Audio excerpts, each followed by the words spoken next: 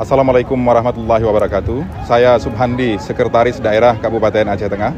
Hari ini kita berada di Pamar, Kecamatan Rusep Antara, untuk mengikuti upacara peringatan Hari Ulang Tahun TNI ke-78.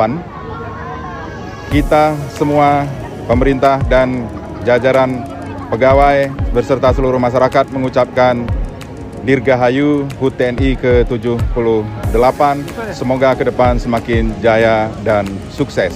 Upacara pada hari ini cukup luar biasa karena ini adalah kawasan yang dulunya ujung.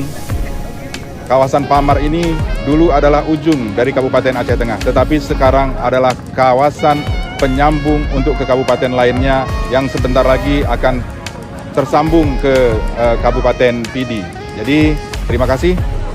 Sekali lagi, Assalamualaikum warahmatullahi wabarakatuh.